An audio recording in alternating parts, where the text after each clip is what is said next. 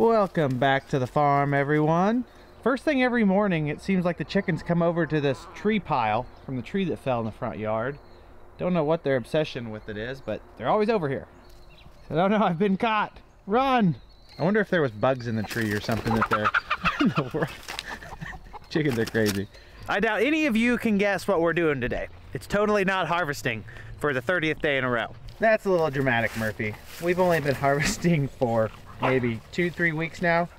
We had a rain break before. Why are you rolling? You trying to clean the ground? Oh man, these people are crazy around here. Chickens, that's supposed to be the cat's water. Stop drinking the cat's water. The chickens are out of food currently, and I guess that's a big deal based on the feedback I'm getting. The cat doesn't complain much. We've got 3 bins left to fill, including this bin right here, which is about halfway full, and then we've got 2 more corn bins about half a mile to the southwest. Maybe 40,000 total storage left. That should get us through at least the end of today, and then after that, time to start hauling the elevator. I was gonna bring my pickup to the field, and I thought, you know, I might as well bring a truck. Oil's good on this thing. It's probably just the tuning package that this X15 has from the factory as part of whatever this LT625 has. I think they might sell horsepower like John Deere does, where one model can be exactly the same, but depending on what you pay for, they don't give you as much horsepower. This truck rides really smooth. It's easy to operate. When you put a big load on it, of course, when I say a big load, I mean whatever is 1 bushel below the legal maximum for our plates and our state laws and our trailer length, it pulls really hard. I mean, you can tell when you've got a lot of bushels on there. Both of these 2 rigs are drastically different than the third truck, the 9200 International, that has the C13 Caterpillar engine in it, which I believe is actually less volume of displacement, yet it pulls the trailers when they're fully loaded like it's Santa's sleigh. They've got Rudolph on the front. That Caterpillar would lap these trucks. I don't know if that truck was turned up by the previous owner or what, but man, it's like a horse on there.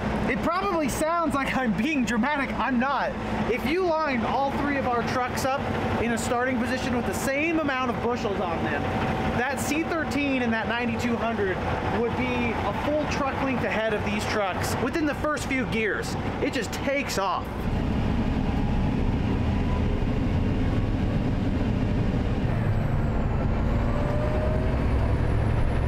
Those frosts the previous few mornings did us all a favor and took care of some of those volunteer soybeans that came up. It's really crazy how when you cut soybeans, how many you lose either through the back of the combine or over the front of the header.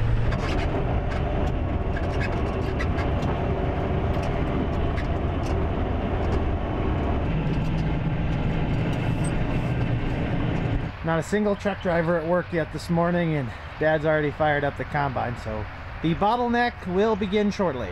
My dad just cracks me up. He's a complete savage. He's got 3 speeds: fast, faster, and fastest. There is no slow when we're harvesting and planting. He moves 1,000,000 miles an hour and he gets a lot done.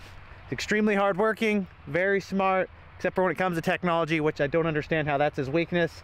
And he does a lot of work here on the farm, so I can't knock him for that. Sometimes he does tend to get ahead of his skis when it comes to the logistics, because we'll get a little log jam here if we don't have a truck driver show up shortly.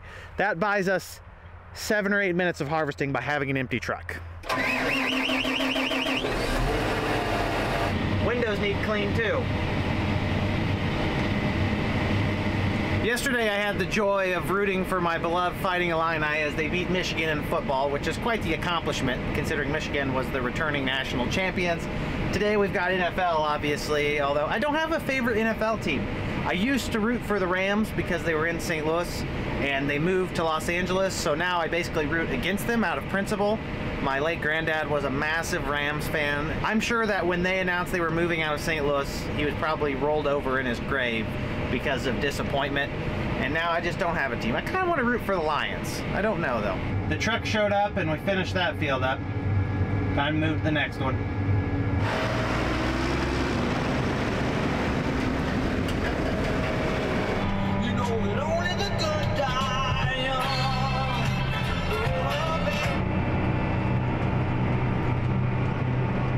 Despite my negativity, this field still managed to yield 226 bushels an acre.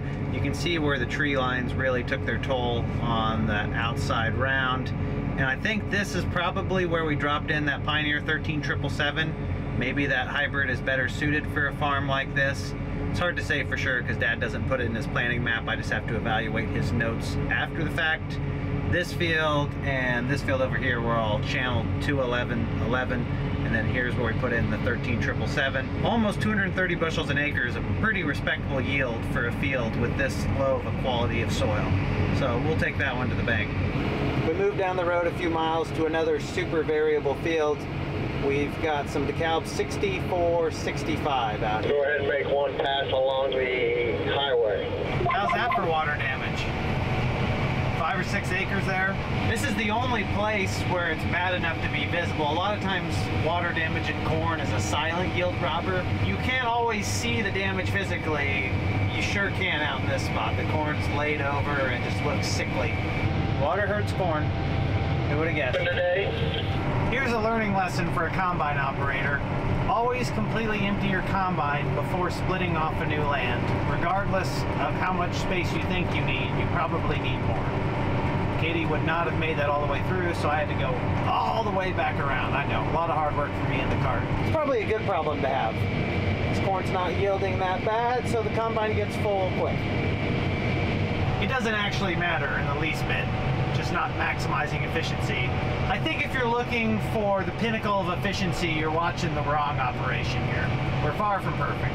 And I never pretend that we are. Sometimes it's our imperfections that make us entertaining. This is just some good football right here, folks. Two teams that are hard to root against.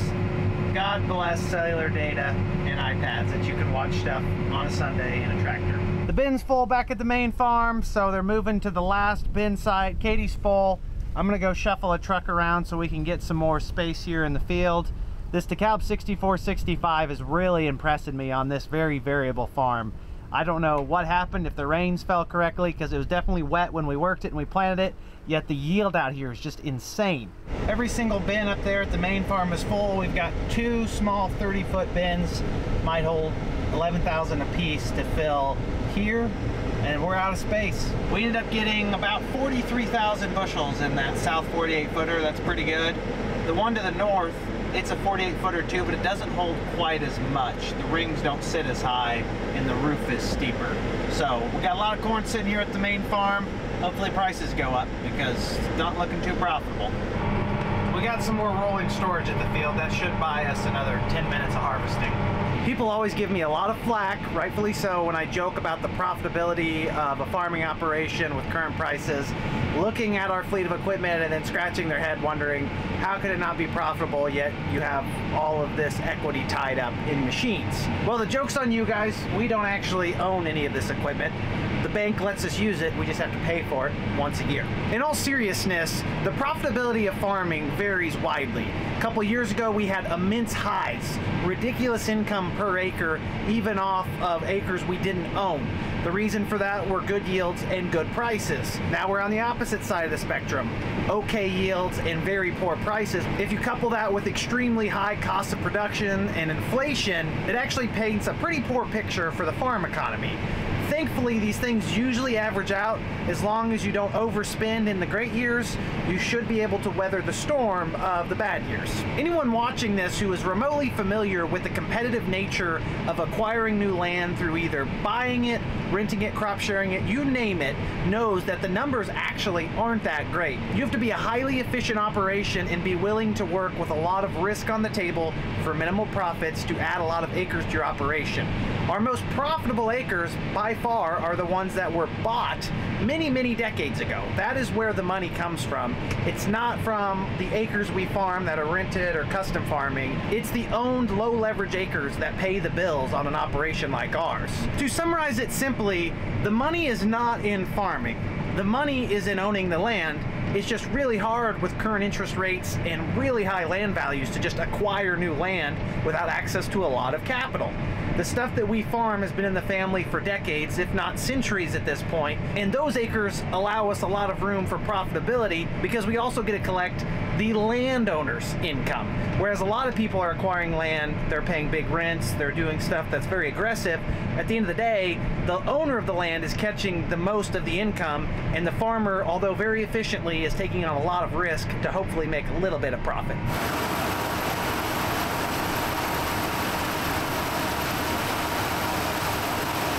Thanks to the lack of rain in the forecast, we've got a little bit of an exquisite treat on our hands. It's 5 o'clock. We're shutting down for the evening. We finished this field. It made about 262 wet bushels an acre, about 16.5% moisture according to the combine. So let's knock off 3% from that yield. That'd be 253 dry, maybe. I don't know if my calculator's calibrated. That's pretty darn good for this field, for this year. It's amazing the variability we're seeing. We've moved across the road, but like I said, we're just gonna go ahead and shut down for the night. It's at the point in the season with no rain. A lot of guys are taking Sundays off. Dad doesn't really take days off, so we don't take days off. And I agree for the most part. When the cards look pretty clear that you're gonna have another 2 or 3 weeks to do whatever you want, there's no reason to work yourself to death. Another day, another dollar. Grain cart driver's late to work, go figure.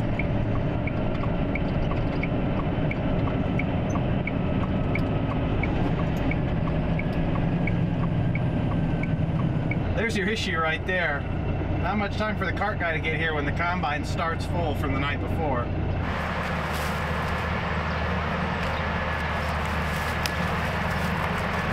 These here still look like 255.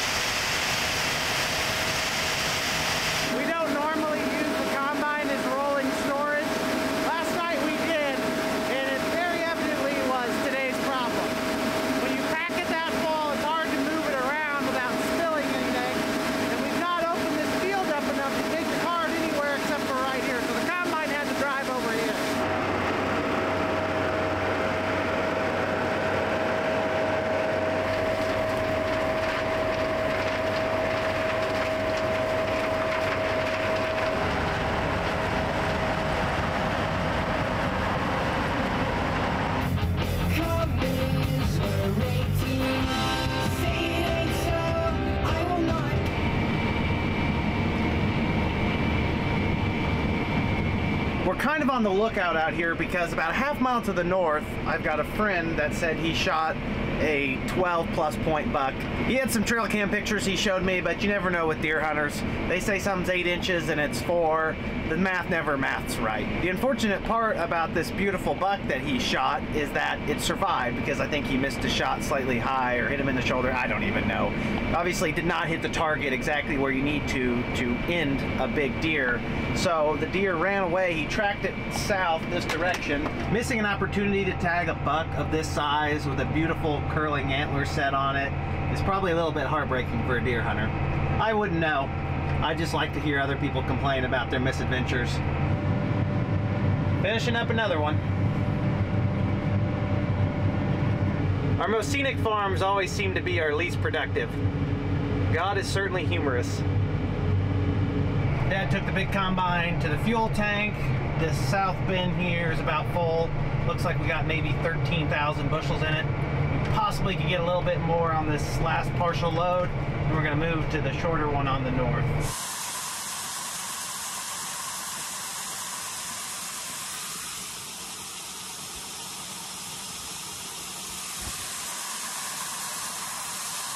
As much as we're gonna get in it. This corn's dry, so it doesn't really pile up high enough with the aggressiveness of the roof, and we're against the edges over there. The eaves has room for probably another 500 bushel if it was stacking. It's just not, so that's where we gotta quit.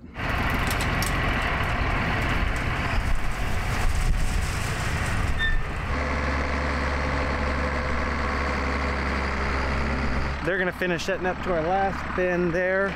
I'm gonna go fuel up the tractor. There's no reason for me to stick around now that we have extra manpower standing here. Those bin ladders really make you see how out of shape you are. One time up and your legs are burning.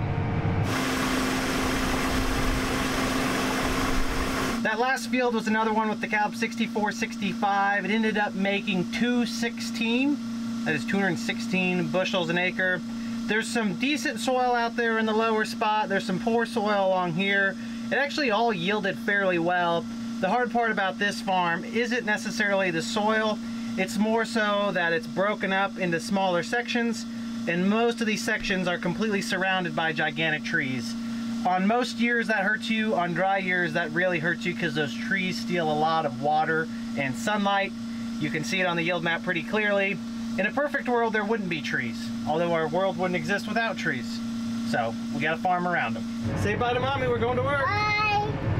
Where are we going? What kind of fancy toy do you have right there? Toilet paper. Oh, it's the simple things in life, isn't it? The toy. I got a ball toy. I draw on it with water. We're at the next field. We've got our Cheez-Its. We're ready to rock and roll, aren't we, buddy?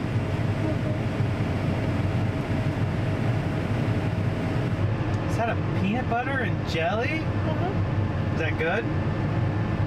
There's two. There's two? I don't see the other one. That's okay, you can have it. I'm still looking like ice cream. Oh, it's like ice cream, yeah. We're in a field of DeKalb, 6270 now, similar to the last farm. Okay dirt, just surrounded by trees. I don't know if it's a hybrid thing or what's going on, but we're having the issue with the corn leaves and stalks not feeding correctly. They're just getting hung up on the snouts and then plugging up the rows, and it's just not feeding very well. It's really slowing us down. Super inconvenient. Katie just got the same error code that we got on the other X9 before that transmission return pump went out. This one got the new return pump because they took the one off of this machine and put it on our other machine that we were renting at the time to keep it moving. It hasn't escalated to be a major issue that we know of yet, but the feeding on the corn head is a real headache because it's just something that requires you to get out occasionally and push all of that stuff back into the cross auger so it'll feed to the feeder house, then run through the machine. Could just be a fluke. I think the code is inactive now. Just to be safe, we're going to look around the combine, make sure there's not a hydraulic oil leak, and make sure there's plenty of oil in the reservoir. Plenty of hydraulic oil. Dad said the sight glass doesn't matter. He checked the dipstick, and there's no oil in the reservoir or the case he checked.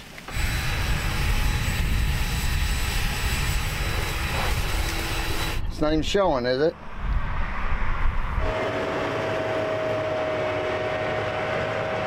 Jeff cleaned my windows while we were watching Randy from Sloan's look at the combine. That was nice of him. I'll try to explain this to the best of my technical understanding, which is not that extensive. Initial diagnosis was that error code for low transmission lubrication, meaning that it wasn't getting enough oil. This alarmed us instantly because that is the same code we got when the return pump went bad on the other machine on its way home and had to get loaded on a low boy because the pump was bad. We immediately assumed the worst, of course, that the pump was bad and that it was going to need a new pump. Upon further inspection, we did notice that there was a leak on the reverser, which is on the front of the feeder house where one of the drive shafts connects to the head, and we thought it was unrelated, but Randy told us that that actually shares the same gear case reservoir off the engine that the transmission does. So although the one with the sight glass I checked was full, the dipstick was about 4 gallons short on hydraulic oil, 5 gallons short maybe, and that's probably where we're losing it, is out the front. Randy basically said it wouldn't hurt to just go ahead and run it as long as you know you're going to be losing hydraulic oil out that reverser. I don't know if the seal's out or what. That is probably better than the pump being bad.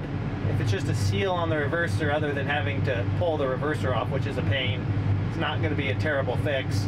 And we can just keep putting oil in it and running. Clean windows make a huge difference. You can see so much more. It's like HD outside. Managed to finish the field without issue. Dad's gonna run the combine into John Deere so they can look at the reverser. It's just 2 miles down the road. It's been a fairly disappointing afternoon. We're behind schedule. This corn hybrid did not yield well in the slightest bit.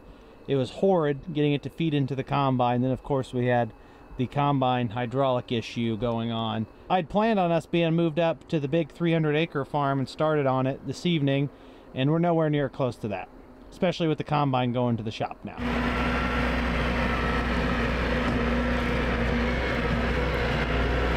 I'm a little bit late to the action this morning. The last 12 hours has been rather eventful. Firstly, one of our neighbors absolutely evaporated a power pole with their high-speed disc, shut the power off at my house. Jeff had power, but he's also got one of those fancy Generac generators, so he would have power anyways. I can say this in hindsight jokingly because no one got hurt. That's the most important part, but man, did that disc absolutely demolish that pole. They were just running after dark. Mistakes were made. It happens. Happens to us, happens to other people. It doesn't take very much steel to break a wooden post. It's just no fun when you're at home trying to watch Monday Night Football and the power goes out.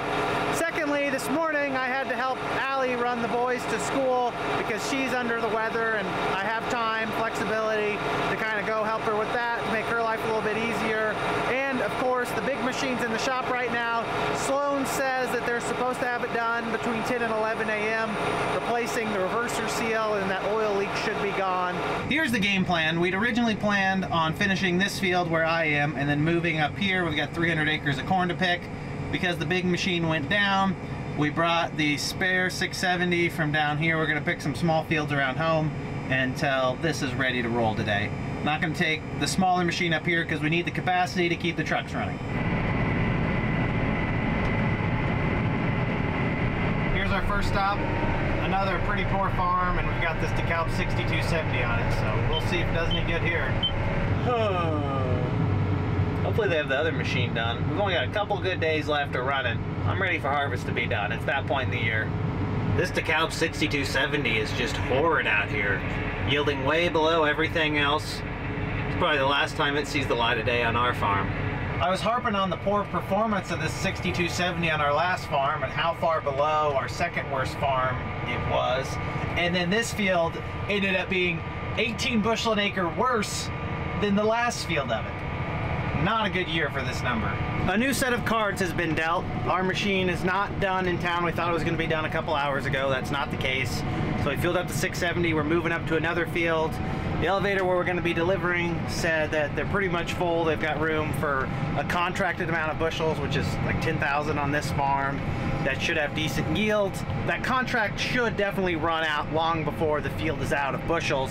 So we're gonna have to do something to get rid of this corn. We should have been up here at these farms picking them earlier in the year, but we just got caught up down here filling our bins, and that's what happens with commercial storage. They get full. I was worried that maybe our yields were falling because my cart had gotten out of calibration on the scales. That last little partial load did not fit in the bin. We took it to the elevator, and I asked the truck driver what the net weight was on the load. 500.71 bushels, and Libra Cart put it at 501.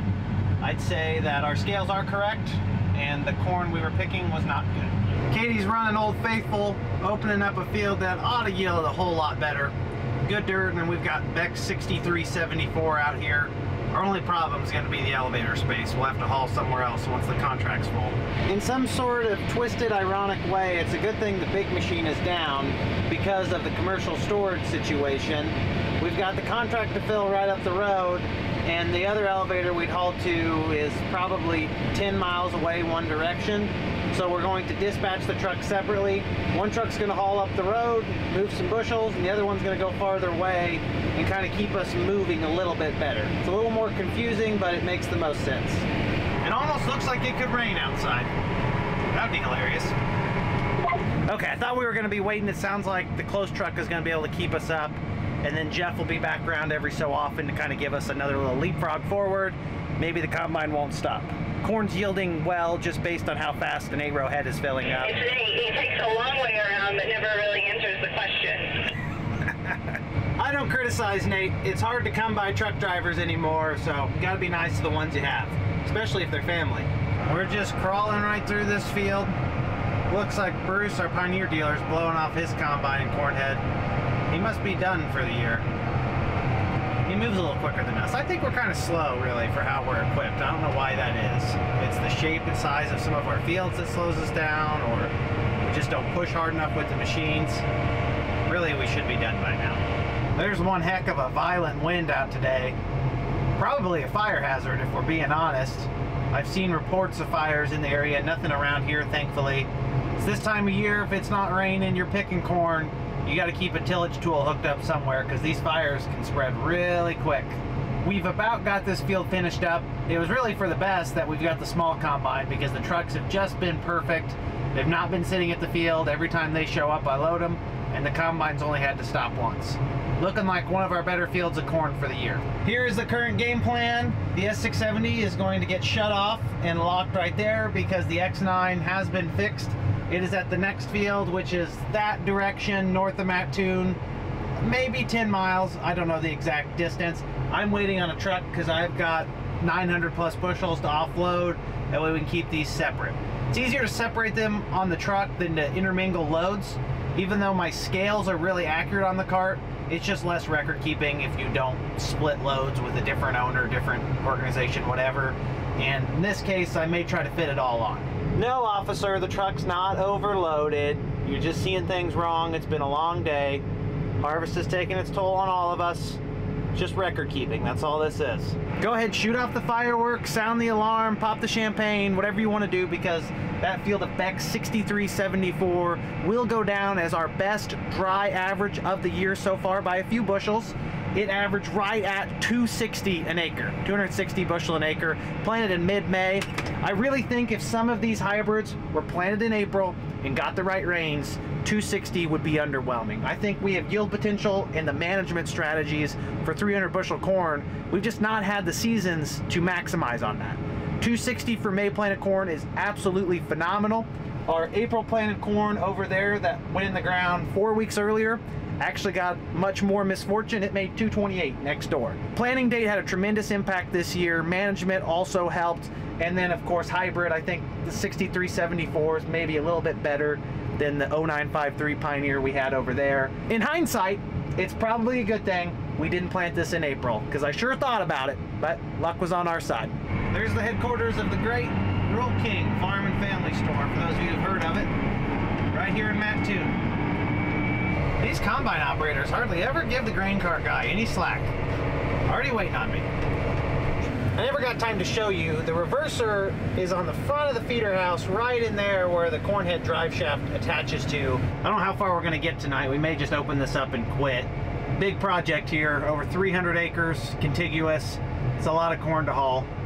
We're gonna have 3 trucks, 3 drivers, and hopefully good yields.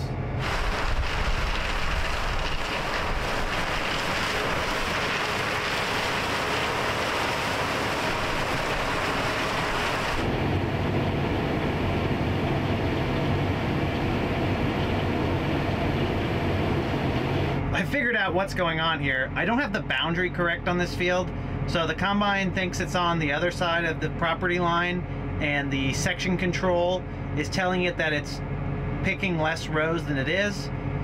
Although I wish we could grow 2,500 bushel an acre of corn, the combine's just not smart enough to figure out what's going on. It doesn't think it's picking anything, yet it's bringing in bushels, and now it's just completely confused. So that's what the issue is. The boundaries are inaccurate because this was resurveyed right along this property line after I came out here with the side-by-side and did the GPS boundaries. By the time I got back out here, all I did was just make a new AB line. I didn't really want to put myself through the torture of re-ringing a 220 acre field that had been ripped and had huge ridges across it. It was bad enough the first time, so that's what's going on. We have a straight line on the property line. Everyone's getting their fair share. The combine just has no idea what's going on. There's the proof of our fairness right there, that white post. I've got the boundary over here somewhere, probably about where the front of the combine is. Like I said, when I was out here, there was no post to mark the property line, and I marked it wrong with my guesstimate. It's just like eating an elephant. You gotta do it one bite at a time. For the record, I've never actually eaten an elephant, so I don't know what that would be like. I'm just assuming you'd have to take your time. For tomorrow to be super productive and efficient, we're gonna need every bit of 3 trucks, 3 drivers, and pray to the dear Lord that the elevator is fast. Because we've got long throughs here, we've got fairly decent corn based on my estimations, and if we don't keep everything moving smoothly, we're going to be stopping a lot, and you really don't want your combine stopping. It's your quickest depreciating asset. The best option is either for Katie to run the combine and Dad to drive the third truck, or I drive the third truck and Katie runs the grain cart, except for no one ever seems to want to run the grain cart. I'd happily get in a truck for a day, but for some reason I'm chained down to this seat, which it's a comfortable seat, I can't complain that much. Gotta do something to keep the wheels turning.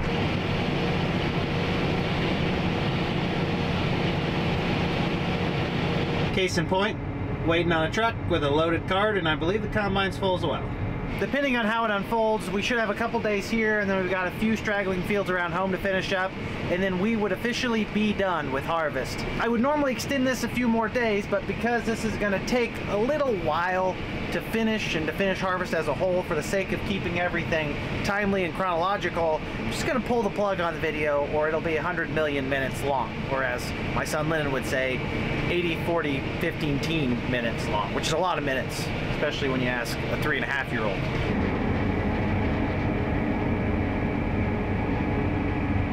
All we need to do is wait for the last truck to get back, load it up so they're both ready to go in the morning, and then we will officially turn key off on everything. Hope you guys have enjoyed the video so far. Maybe had a laugh, maybe learned something, maybe took a nap. Whatever you do is up to you. I just appreciate you clicking on the videos. I'll see you on the next one, and I hope you have a great day.